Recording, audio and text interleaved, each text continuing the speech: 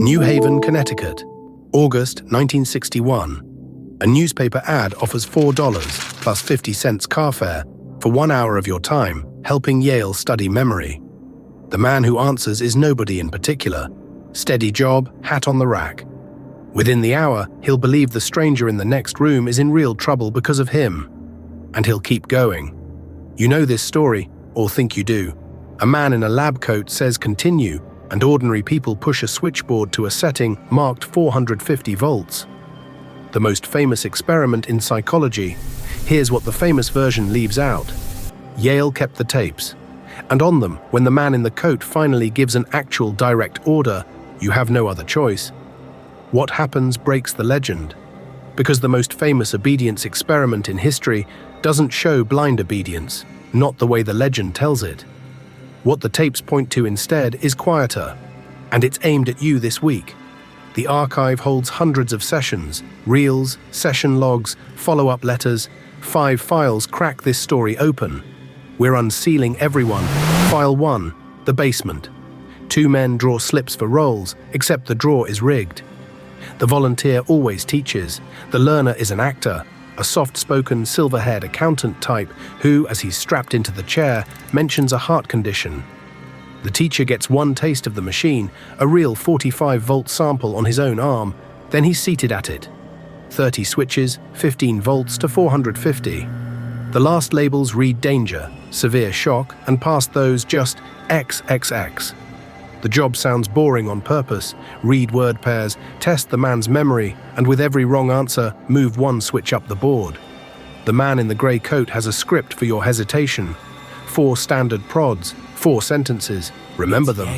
At 75 volts, the wall answers back. A grunt. At 120, a complaint. These are getting painful. At 150, the script turns. That's it. Get me out of here. I told you my heart's bothering me. By 300 volts, the voice through the wall is screaming, then refusing to answer at all. After 330, nothing. And silence, the teacher is told, counts as a wrong answer. Please continue. 26 of the 40 men who sat in that chair went all the way. Through the labels, through the screaming, through the silence, to 450 volts, and then pressed it again. 65%. That number is the only part of this story you've probably already heard. It's real. It's also the least interesting thing in the archive. File 1, open. File 2, the prediction. That summer, Adolf Eichmann was on trial, insisting he had only followed orders. And Milgram wanted to know whether ordinary people really do. So first he described the whole setup to psychiatrists, students, and working adults, and asked, how far will people go? The psychiatrists were confident. Most people, they said, would quit at the first explicit protest, and only a pathological fringe, about 1 in 1,000, would ever reach the end of the board. The real number was 65 in 100, not slightly off by a factor of several hundred on their own home turf. And when people predicted themselves, not one said they'd go to the end. Now the detail that reframes everything. The men who obeyed did not do it coolly. They sweated, trembled, stuttered. In the first published run, 14 of 40 broke into helpless laughing fits. 3 had seizure-like fits, 1 so violent the session was stopped. So delete the picture of cold little functionaries. These men were coming apart, begging to check on the learner, hating it, and pressing anyway. Please just answer. Obedience can look exactly like agony. One more thing about those men. Years later, one of them gets a letter from the government, a draft notice. What he does about it belongs at the end of this story. I'll read you what he wrote. So if they hated it, why didn't they stop? Hold that question. It has an actual answer, and it's sitting in File 4.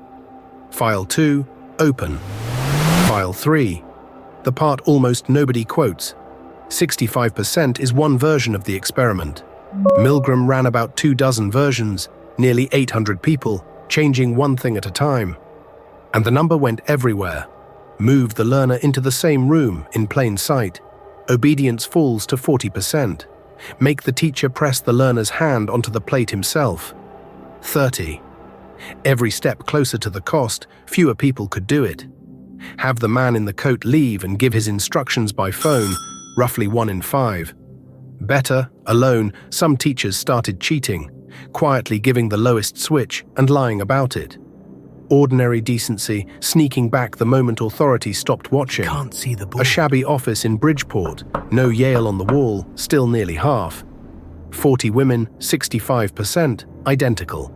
And when people could pick the level themselves, nearly everyone stayed at the bottom of the board. One man in 40 went to the top. This was never sadism looking for permission, so the number was never a fixed score on the person in the chair. Who mattered less than where, how close the victim, how close the authority, how alone the teacher was. And one version scored higher than all of them. When the volunteer only read the word list and someone else pressed the switches, 37 of 40 went to the end, 92.5%. That single step of distance from the harm mattered enormously. That's file 3. Obedience isn't a character trait, it's a dial. And if it's a dial, someone can turn yours. Which makes what's on the tapes the most important thing in this story. File 3, open. File 4, the tapes. For half a century the story ran on Milgram's own telling. Then researchers started pulling the session audio out of the Yale archive and listening, reel by reel, session by session. Start with those 4 sentences. They escalate, from a nudge, please continue, to an appeal. The experiment requires that you continue, to a flat command. You have no other choice, you must go on. Keep your eye on that last one. First, the behavior is real. That part survives everything. In 2006, Jerry Berger re-ran it as far as modern ethics allow, up to the 150-volt protest, men and women 20 to 81.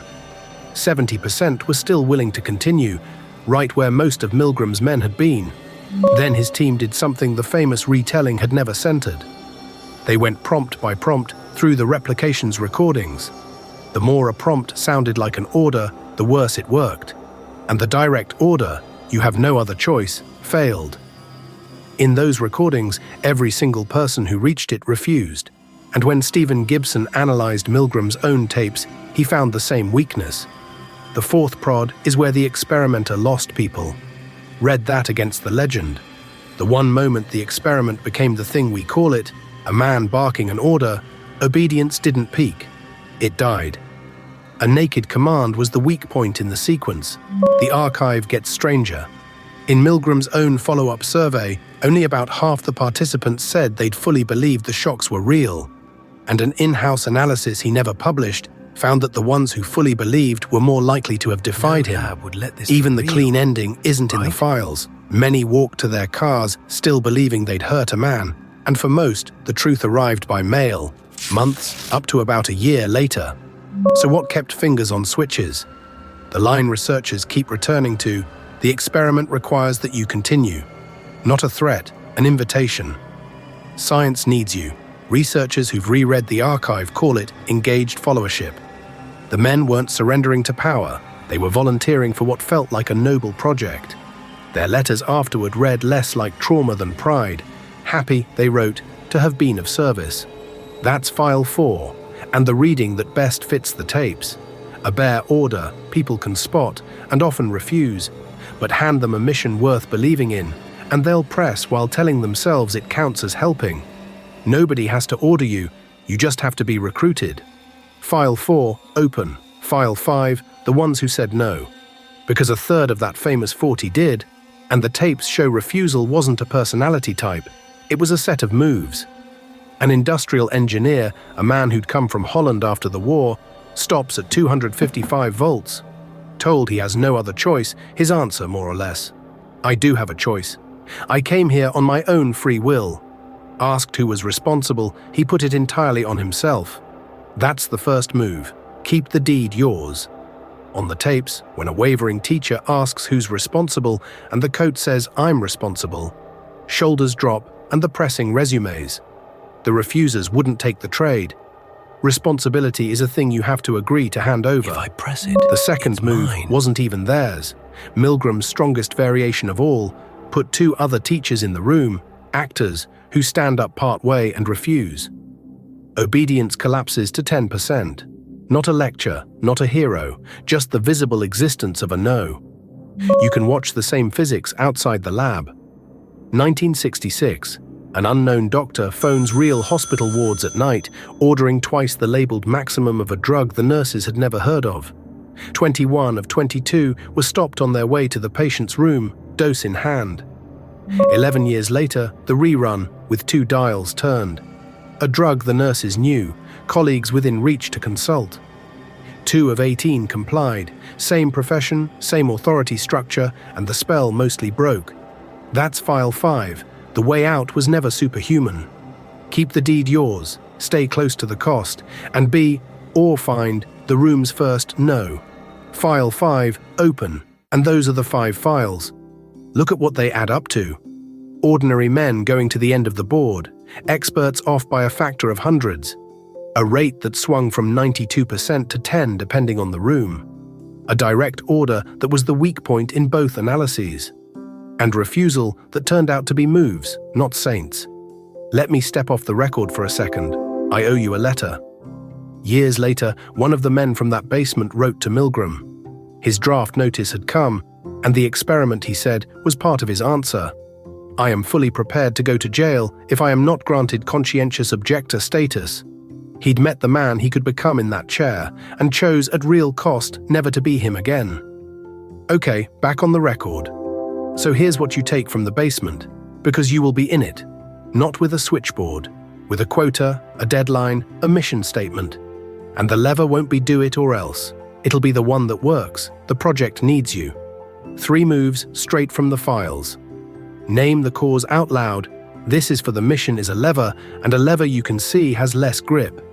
Keep the deed yours. When someone says I'll take responsibility, remember your hands don't transfer.